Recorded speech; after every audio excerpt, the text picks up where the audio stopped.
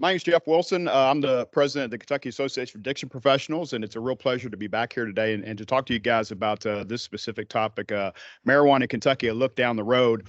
Love doing training and coming out and talking about different topics. And unfortunately, when I try to do that, I try to get a lot of information in a short period of time. So we might not be able to cover everything, but because I want to make sure I impart this information to you guys. So, but we're going to talk about, hopefully increasing your knowledge regarding the status of medical marijuana legalization in Kentucky. What do things look like right now, and where are we going from here? Somebody might have to forward that for you guys to be able to see it. No. There we go. Okay, thank you. And we'll also talk about the effects of a variety of different cannabis-based products. So Delta 8, Delta 9, and edible products as well. Okay. So right now, you guys may or may not be familiar. We're under an executive order by Governor Andy Beshear that was effective January 1st, 2023, that's open legal medical marijuana use to all Kentuckians. Okay. The executive order lays out several requirements, to be able to utilize medical marijuana. Those requirements that are most relevant to obtaining medicinal cannabis include the following. Okay. So, it has to be legally purchased in a jurisdiction within the United States, but outside of Kentucky.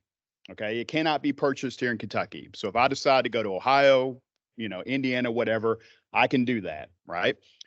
Number two, I have to be able to show written proof, like a receipt, that documents the place of purchase, the physical location of the purchase, and the date it was made. If I have that, I'm good. Okay. Number three, the amount of the medical cannabis in the person's possession must be legal under the laws of the jurisdiction in which the purchase occurred, but it must not exceed 8 ounces, which is in Kentucky the difference between misdemeanor and a felony. If I go to Indiana and purchase 7 ounces, 7.5 ounces, I'm good. 5 ounces, I'm good, but it can't be over 8. All right. The individual caregiver must be able to show written certification from a qualifying healthcare provider, such as my primary care physician, that I have one of the 16 up to 21 medical conditions listed in the executive order. So if I have proof from a physician, I have PTSD, multiple sclerosis, cancer, epilepsy, that qualifies me, right? I just need to have that as proof from my physician or nurse practitioner. It needs to include my identifying information, my contact information, a statement that the provider has a genuine provider-patient relationship with me. Okay, it can't just be something that's written out. It actually needs to be on the letterhead of the professional, and that I have one of these conditions. Now, if I have that, then I'm good. I meet the requirements of the executive order. That being said, it's required by the state to possess the legal amount of substance is not a medical marijuana card. Currently, we don't have medical marijuana cards in Kentucky. That's coming. January 1, 2025 in Kentucky, for me to have medicinal cannabis, I'm going to have a medical marijuana card, but that's not there yet. All right. That's going to be down the road. With the executive order, don't need either one of those. All that's required is that I have a qualifying medical condition and the marijuana is purchased lawfully out of the state. Now, that being said, what about law enforcement? How do they, deal with this? So they created palm cards that all law enforcement should have that basically outline, do I meet the requirements of the current executive order? Okay. And this is kind of an example of what that looks like. So if I get pulled over and I have 6 ounces on me, right, they're going to check to see, do I have this? Was it purchased in another state outside of Kentucky? If I have proof that I got this at Jeff's 420 token, whatever, in Indiana, I'm good. Okay. Do I have the proof of the purchase? Is it under 8 ounces? Do I have a document from a physician that I've been diagnosed with one of the 21 medical conditions listed on it? If that's all good, they're going to let me go. I'm all right. Now, that does get into some interesting things, and Vane kind of touched on this a little bit too. How do you designate how under the influence I am with medical marijuana? Okay, and that gets into real similar, like, if I'm prescribed a narcotic for pain, I mean, that's okay. I can be prescribed a narcotic for pain, but I can't also get behind the wheel after ingesting 6-Loratab and think that's going to be okay. So there's going to be a whole piece to that that's going to really have to be explored and fine-tuned, especially when 2025 comes, and we might have more people that are utilizing medicinal cannabis. So what are the qualifying medical conditions? Okay, this is the current list of the qualifying medical conditions: cancer, ALS, epilepsy, intractable seizures, Parkinson's disease, Crohn's disease, MS, sickle cell anemia, severe and chronic pain, post-traumatic stress disorder, wasting syndrome, neuropathies, severe arthritis, hepatitis C, fibromyalgia, intractable pain, muscular dystrophy, Huntington's disease, HIV or AIDS, glaucoma, a terminal illness. So there's the 21. What's interesting is depression and anxiety, the most common diagnosis leading to a prescription of marijuana, are not included in the executive order. Now, we can sit here and debate everything about, pros, cons of, marijuana for the treatment of different mental health disorders. But it is kind of interesting that that's the current state right now, that neither one of those are listed in one of the current medical conditions. And if you look at some of the research about, let's look at some other states: Colorado, Oregon, Indiana, where there is medicinal marijuana. All right. More commonly, what do they see it prescribed for? Most common medical reasons for marijuana use were anxiety, 49%, insomnia, 47%, chronic pain, 42%, and depression, 39%. As an addiction provider for almost 30 years, I've had a lot of clients over the years that upon continual ingestion of especially high potency marijuana, they become more anxious. They become more depressed. So there's a piece of that that's, really interesting to me, that's what they're finding in a lot of other states. Very different than some of the list of the other medical conditions. Coverage by an insurance provider isn't likely because medical marijuana is not legal under federal law. So the chances of an MCO or an insurance company covering this are pretty nil at this point, I would imagine. You're not required on the executive order to mention to your doctor that you're pursuing medical marijuana as a treatment in order to attain a certification. You can simply call your doctor's office and request certification attesting to your current diagnosis. I think that would be kind of an interesting call. What do you need it for? Don't worry about it. We're going to keep this on the DL, and but of course, the folks that are involved with this recommend that we talk to our medical provider about, why am I pursuing medical cannabis? What do I feel like is going to be the benefit? Because that being said, too, there's some certain types of medications, medical procedures, things like that cannabis, they don't go together real well. And if the provider doesn't know I'm taking it, that could definitely be an issue. Under Senate Bill 47 that was passed March 30th, 2023, the cabinet has been tasked with building a medical cannabis program that would oversee the cardholders who use it, the healthcare workers who treat them, and the dispensaries that provide it, along with other stakeholders. Okay. We have to do all this no later than July 1, 2024. Okay. So that's not a lot of time. And for this to kick off January 1, 2025. So, I'm cautious about what is this really going to look like, and is this going way too fast? But we'll have to see about that. January 4, 2024, the cabinet filed the following regulations, right? That's basically going to outline this whole program. Who is a cultivator? Who can be a cultivator? What's a processor? Who's a producer? Who can be a producer? Safety and compliance of a facility. That's definitely different than somebody's barn or apartment. Okay. What is a dispensary? What are all the requirements of it? Transportation and delivery of medicinal cannabis. We need regulations for that. Advertising. How can I advertise for this? Packaging and labeling of medicinal cannabis. That's a huge one. And then lastly, medicinal cannabis testing. If I go into a dispensary and I buy 100 milligram edible product, is it actually 100 milligrams of THC? Who's verifying that? Some of the research that's been done in other states is I can walk into a Colorado dispensary and it's still kind of the wild, wild west of, we take this back to a lab and it's not 100 milligrams. It's more like 160 milligrams or 220 milligrams, or maybe it's 60 milligrams. So, we need to make sure that there's a process for this that's going to be very accurate for people that decide to pursue this. So that's good that we have these regulations. That's really important. And, that means the individuals that are going to become cultivators and processors and producers, there's a lot of things they're going to have to follow, and a lot of things they'll have to jump through to be able to do this, which is good. A person will be eligible to apply for a medicinal cannabis card if they meet the following requirements. Number one, I have to be a resident of Kentucky. I have to obtain written certification from a qualifying healthcare provider, meaning a doctor, APRN, that's authorized to prescribe controlled substances. Okay, that's important. Prescribed controlled substances. And they have a Kentucky license. I cannot be convicted of a disqualifying felony offense. I haven't seen that list yet. I don't know if they have that list yet. Okay, what that is. Packaging for medicinal cannabis. It has to be child resistant and require at least a 2-step process of initial opening. That's a big deal. Okay, I can't go in, buy something, put it in a brown bag and walk out with it.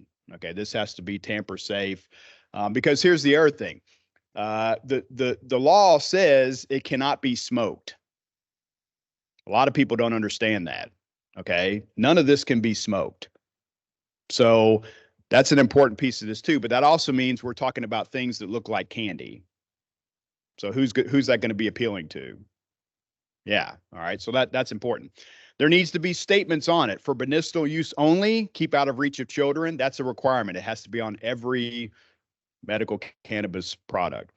For raw plant material package for sale to a cardholder, the statement "not intended for consumption by smoking" has to be on it. That's a requirement too.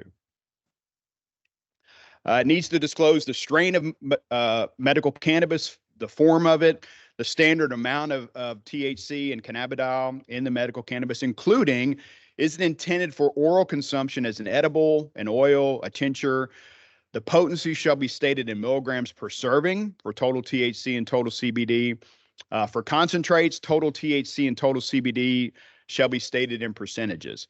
That's important too. What's kind of lost in all this, the potency level, and who's determining, well, if I have this medical condition, this potency level is going to best address my symptoms. We have that with a lot of medicines. Okay, if I have diabetes and we can look at what's going on with my diabetes, I know this is the dose of insulin that I need. Okay, but if I have 3 people with ALS, what's to determine that this person needs 100 milligram versus 200 milligram versus 600 milligrams of THC? So I'm not a medical provider. That's what they're going to have to determine that. But that's an important plot point in all this. This gives you a sense of all the different states right now that have some type of access to medical use of cannabis. The greens there, that's adult and medical use that's regulated program. The yellow states where you see Kentucky, comprehensive medical cannabis program. The orange states there, CBD or low ton of THC program where there is access. But what you're noticing there is just about every state has some type of medical cannabis program now. That's very different, though, than recreational marijuana. Now, a lot of the assurances that have been out there so far from individuals that, have kind of moved forward with this, is this is not an avenue for recreational marijuana in Kentucky. That's not the goal. Okay. That's in writing. I've seen that. I've heard that come out of some politicians' mouths, but we'll have to see, and we'll have to watch that and what happens with that. Because, if you look at some of the other states that started off with medical and eventually went to recreational, the state changed. There were a lot of things that come along with this that can be pretty concerning. All right. If any of you guys have a problem going to sleep later tonight, you can Google the Rocky Mountain High Intensity Drug Task Force report, okay, in the state of Colorado. Why do they have the Rocky Mountain High Intensity Drug Task Force? Because once they got recreational use in Colorado, they needed the Rocky Mountain High Intensity Drug Task Force to monitor all the issues that come along with recreational marijuana. How much is being trying to take out of Colorado? How much stuff's coming into Colorado, the increase of DUI, the increase of truancy, the increase of all these issues that come along with. But again, that's You can check that out if you want to. Who's eligible? Children under the age of 18 years old may also use medical marijuana if they qualify and are registered with the state. Okay.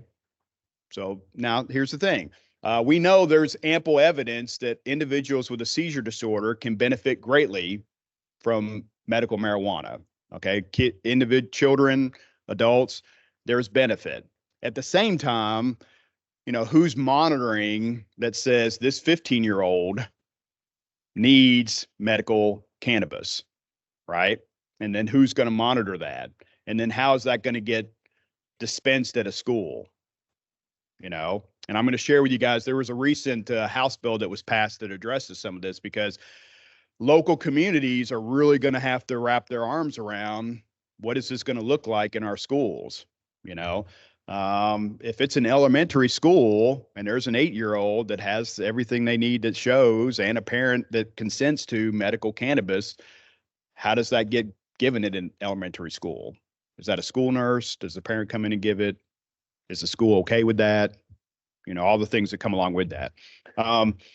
Minors may only use medical cannabis with the help of their designated caregiver, such as a parent or legal guardian, who also registers with the state and provides consent for medical treatment. So that gets into the parents, and obviously they have to register if they're going to do that.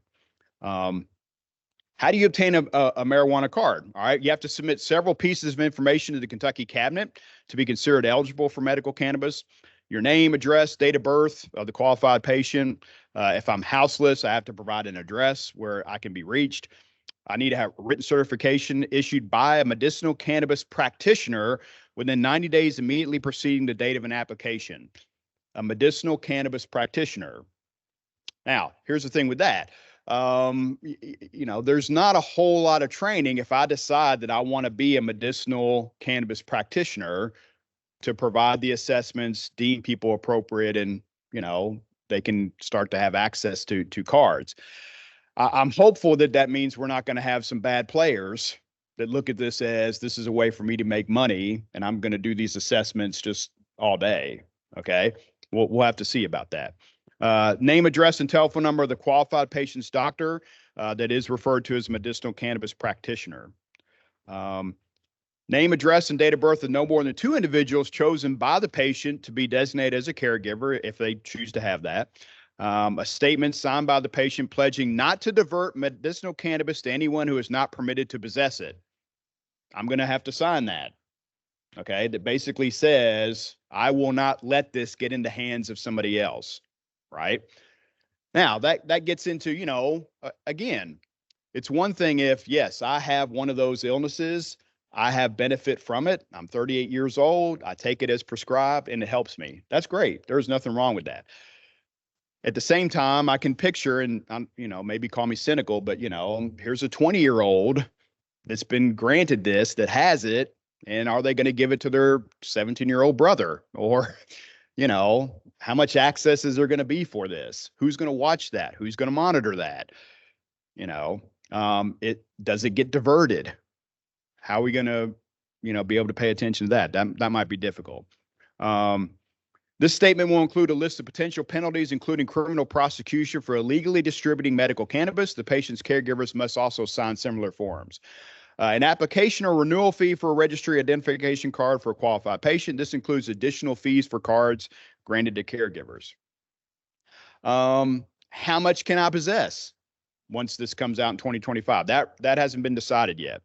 The cabinet will determine what constitutes a 30-day supply of medicinal cannabis in consultation with doctors and other healthcare practitioners. Okay, we don't know that yet. How much can I have on my possession? There are several rules around possessing and using medical marijuana, chief of which is smoking marijuana isn't allowed under state's medical cannabis law.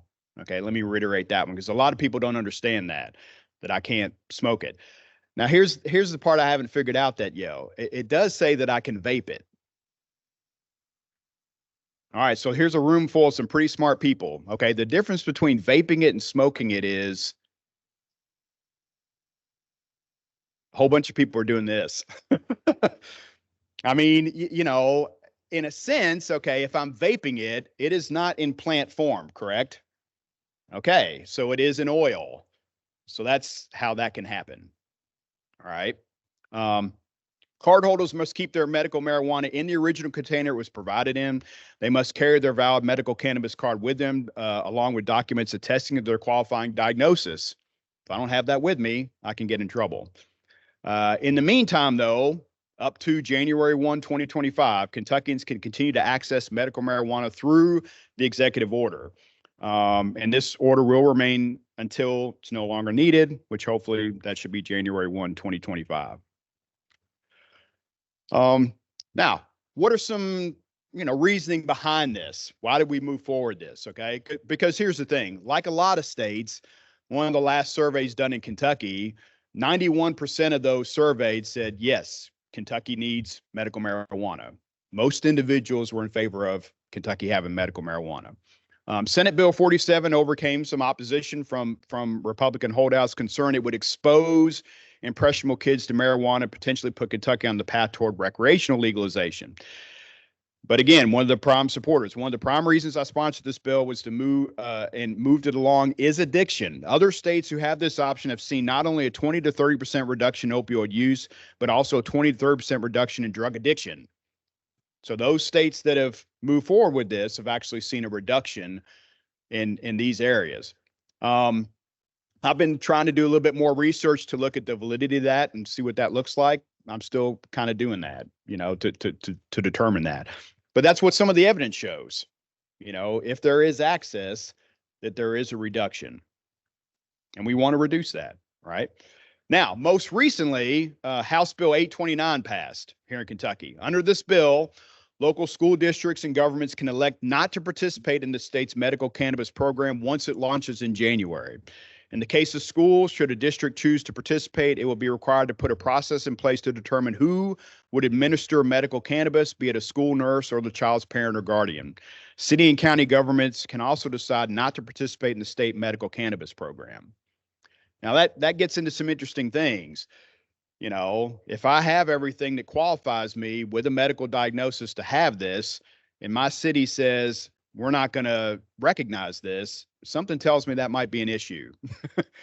There's going to be some problems with this, and how that gets figured out is going to be on a case by case, county by county, city by city situation, I would imagine. But that's going to be very interesting once that occurs.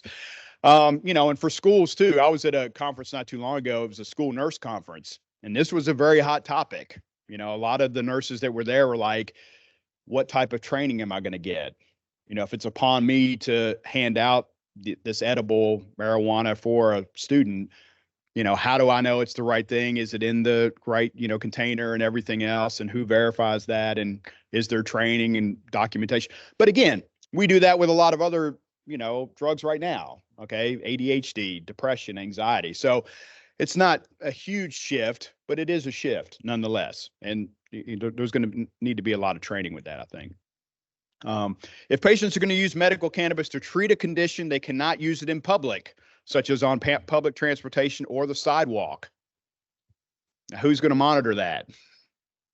To me, that seems like that's going to be a hard one, but we'll see. That also means no vaping medical cannabis in public. How do we know what is medical cannabis and what isn't? That's going to be hard, I think. Under House Bill 829, Kentucky's hemp businesses licensed with the state's Department of Agriculture are given priority when it comes to licensing. Okay, so those existing entities that are already perhaps producing Delta 8, that's under the Hemp Act, they're going to be prioritized with this, which in some ways makes sense. They've already jumped through a lot of hoops. They understand the process a little bit more. But I think that's also helpful too, because, it recognizes that, you can't just open up something and start this. There's a lot of things to it that people are going to have to follow to be approved to provide this. Show of hands, how many of you guys have been on the medical cannabis program website? Oh, Lord. I'm the only person that's checked out the Okay. All right. Come on back to the campfire, guys. You're going to want to know about some of this stuff, especially in your community. Okay. Especially when it rolls around, so you can go right now. You can check out laws and regulations, everything that's around the medical cannabis program in Kentucky. You can get legal with a Kentucky medical marijuana certification right now. Okay. I don't know what that looks like here, but if you drive around New Circle Road in Lexington, there's little signs, those signs that are kind of out by the side of the road. Get your evaluation now, get your medical marijuana card. I mean, it's already up.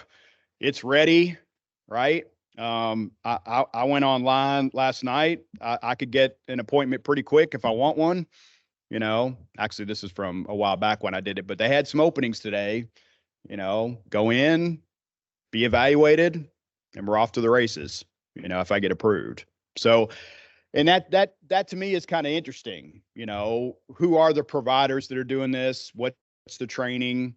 And again, obviously if they have proof that they have the diagnosis and everything else, that person can deem them to be appropriate for it. So we're going to have to monitor that. So what do we need to keep an eye on? All right. Other cannabis products that are already out there. We're going to talk a little bit about that. We're definitely going to need to pay attention to potency and how that plays out over time and what's deemed appropriate for what medical condition. The regulations, usually when we do something for the first time, there's a lot of things that you can't cover all the time, right? The benefit for Kentucky is we can look at some other states to determine, hey, what worked well, what hasn't worked well, what can we make sure we don't do here, which is really important. It also gets into availability and access, who can walk into a dispensary, how does that work, all that kind of stuff. We're going to want to keep an eye on some bad players that unfortunately tends to come along with this. Jonathan's presentation hit on that. Van hit on that, with pill mills and everything else. And I hate to be cynical about it, but it just seems like that happens a lot. So that's something we're definitely going to need to pay attention to. So one research study that looked at, CBD, okay, cannabidiol. This was done by the Center for Cannabis Safety. They looked at 40 different companies that were producing, CBD. Only 4 companies out of the 40 made an A grade. Okay. Half of the companies made a D or an F as far as like compliance and does it actually have the right amount and everything else. 17 of the companies were not USDA certified. That's kind of spooky. That, man, here we are and we're still struggling with something like this. And that gets us into Delta 8, right? How many of you guys walk into any gas station around here and see Delta 8 products? Okay. And here's the thing, this is still the wild, wild west, as far as what's in them, what's the potency, the manufacturing, everything else. I had a client a couple months ago, and I've seen him for a long time. He has anxiety and a mood disorder, trying to stop drinking. He has a history of marijuana use. He wanted to stop that. And he canceled an appointment, kind of fell off for a little bit. He came back. Okay. And he said, Geoff, I'm done with smoking. I'm not going back to it. I'm like, something tells me something happened. I heard about Delta 8. I went to this place, well-known place in Lexington. Okay.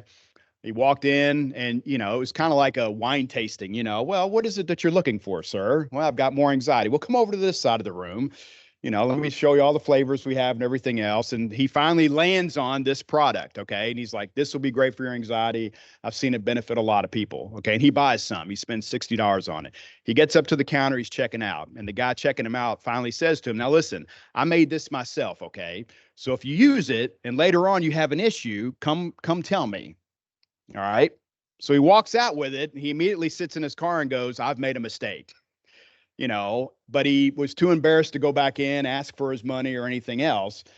But the fact that, this was probably produced in this guy's apartment, no FDA testing, no whatsoever. I give my client credit that he had enough to kind of go, this is not good, but these aren't regulated. None of these products are regulated, at this point.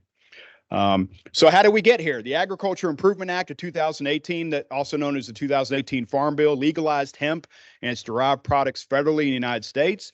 At the same time, it gave all states the power to legalize hemp and products like Delta 8. Delta 8 THC is a compound that's produced in the hemp plant. It's produced in small quantities, and it's not an easy process to produce it either. Okay.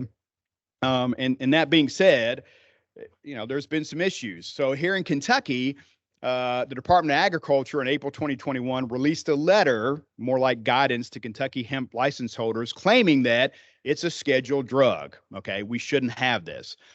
They also claimed that the approved legal limit for Delta 9 THC was supposed to be 0.03%.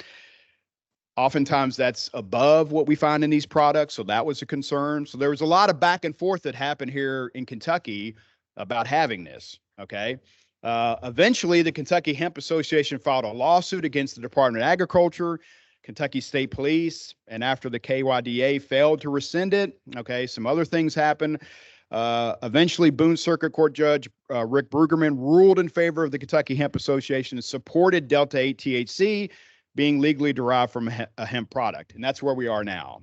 Okay. Right now we can have this, it's okay to have it here in Kentucky. However, the FDA doesn't regulate it, right?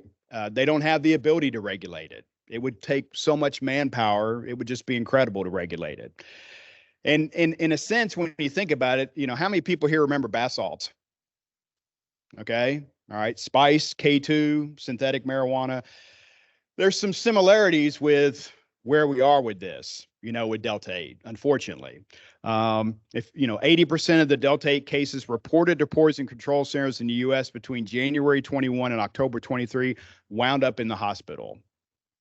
So there's a lot of negative outcomes that come from these products, and they're not regulated. Now, listen, I can't sit here and say concretely that it's going to cause some type of significant issue. It's going to cause addiction. It's going to cause, but there's enough evidence to show, just like, for example, me sharing this with you, that there's some concern around this. What is it that I'm actually using?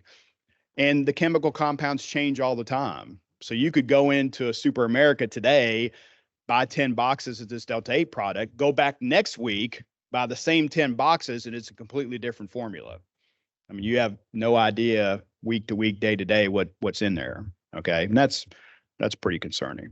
There's just a lot of unknowns about using Delta 8 products, says Dr. Kate Brown, clinical manager and director of the American Poison Centers.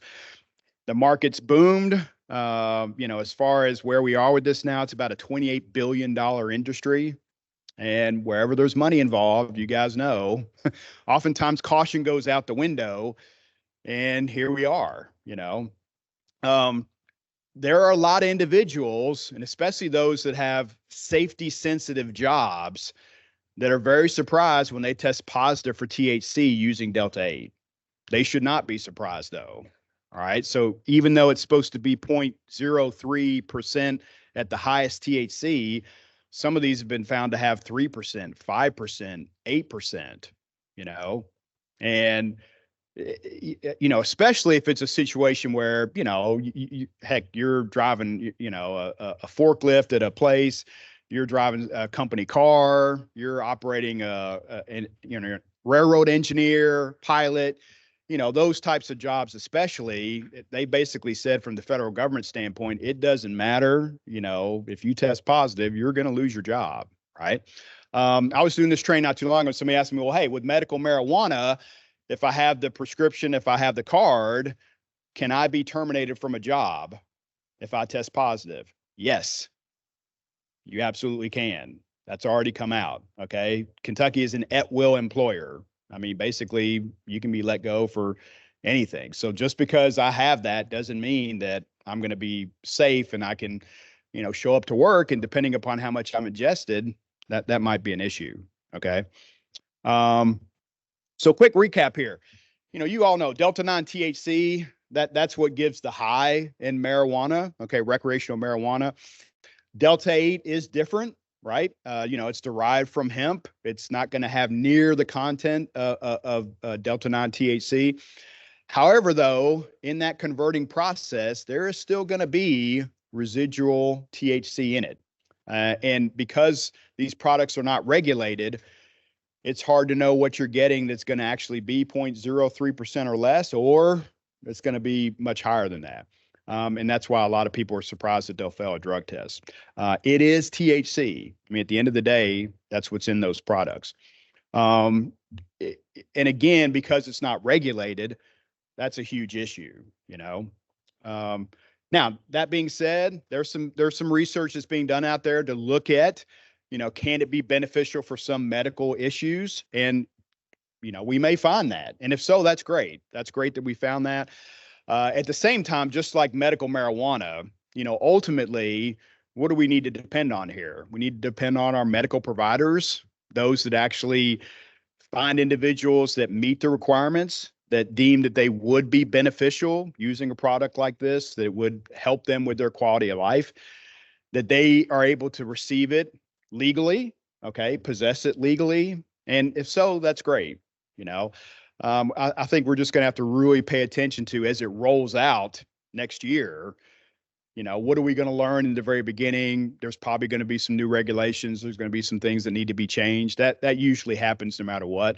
But I think, Kathy, we want to share this information because depending upon where you live and this is going to be in your community. You're going to see dispensaries pop up. There's going to be access. This is medical marijuana. It's not recreational. But what they find in a lot of communities is once this comes around, you're going to start looking around and there'll be just as many dispensaries as there are pharmacies where you live, sometimes even more. They'll start to eclipse that as far as access. All right. Got a little bit of time here. I want to make sure we had some time for questions. A couple things I'm going to share with you before we go. I'm an adolescent provider. I've been working with teenagers in addiction for 27 years, all that time. We're starting to see more and more issues around teens and use of Delta 8 and THC in some of the products. And, here's the important plot point, I think, with a lot of this. When I came into the field, 1993, 94, 95, I'll tiptoe back to my high school times. Okay. If there was marijuana out there that was 8% THC, that was a big deal. 10% THC. I mean, if you got 12% THC, that was huge. Okay. I would give urine screens to kids coming into residential treatment, year-long residential treatment. They would test positive, maybe at 360 nanograms. I can remember a few kids at 6, 7, 800 nanograms. Okay. I had a 17-year-old a few weeks ago in my practice that was a daily vapor of THC, okay, 10 to 20 times a day over a 6-month period. I sent him off to get a urine screen. It came back, okay, 4,890 nanograms. That is a level that's just kind of unheard of for what. Now, listen, all of us in here, our brains have cannabinoid receptors, okay, but his brain can't catch anymore. I mean, and it's why, he's went from an AB student to failing. Kid got a 26 on his ACT his junior year. He's not going to college now. It's just totally impacted his life, because the level of potency that's out there is something that we've never seen before. And that's why we're starting to see more and more issues around what's happening with teenagers and their use of some of these products, right? Kentucky is flooded with edible marijuana products coming from other states, Oregon, Indiana, Ohio, so there's a lot of it out there, already. Okay. But this is something that, I share with you guys because we're seeing more and more of it. And you get into some other issues about, the appeal of this, which is why it's good that we've got some regulations in the law about, tamper resistant containers, warnings on it. But I'll say this, there's going to be some issues. You just can't help but have that, I think, unfortunately. So I'm going to stop here. That's a lot of information. Give you a couple minutes for guys. Any questions you all have? Yes, please go ahead. Yeah.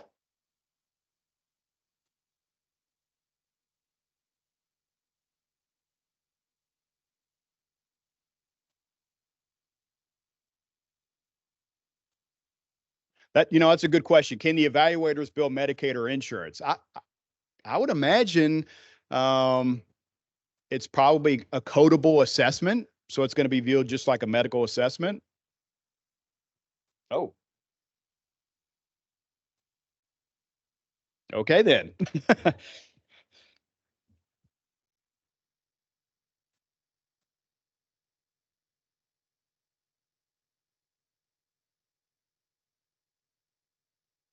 Yeah.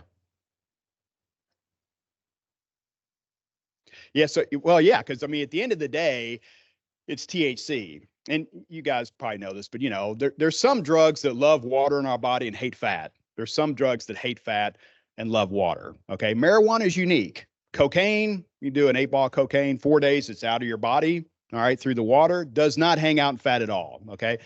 Opiates, hate fat, don't want to hang out there, love water, get out quick. Okay. You take a perk 30, it's gone in 4 days, 5 days. Marijuana is the opposite. Okay. Hates water in our body.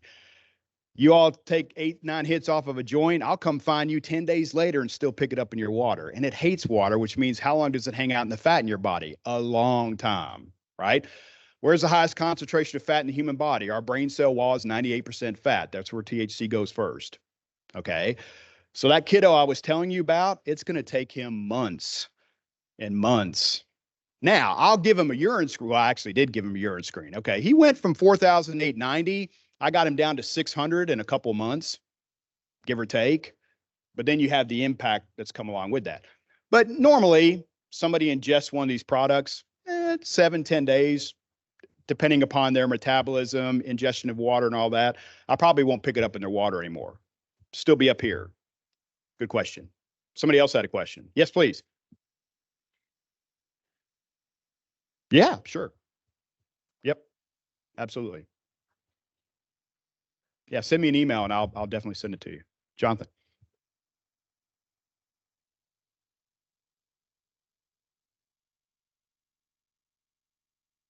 Yeah.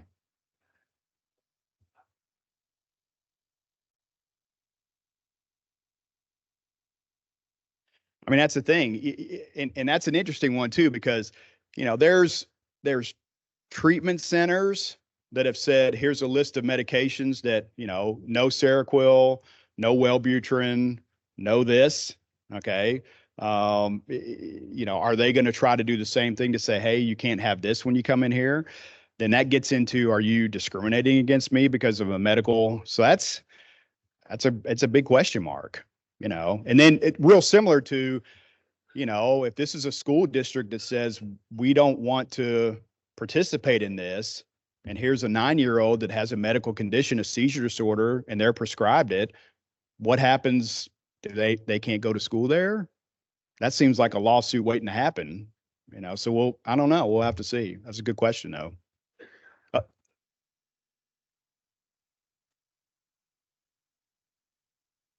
yeah.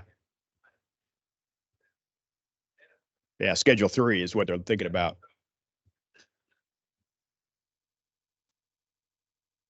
Yep.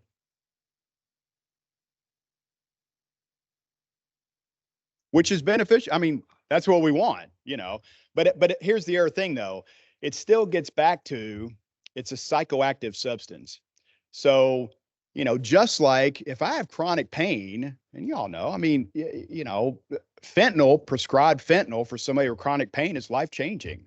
I can work, I can function, but that also means too, I've got to be very careful in my job. And is my employer okay with me driving their vehicle with a 25 mic fentanyl patch on my back? Some places would say, I'm sorry, I can't let you do that. And I understand that, there's risk.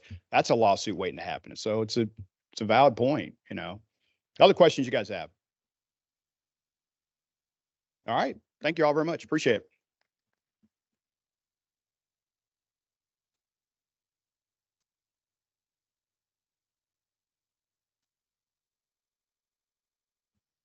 Thank you very much, Geoff. That was some excellent information. Now we're going to break for lunch, and we've asked to go out this door and go around to the buffet, and then come back into this store. So and after that, we're going to break into 2 groups, and the first group will be in here. That will be with Geoff again, and then we'll have Tom Vicini with looking at grandparents raising grandchildren.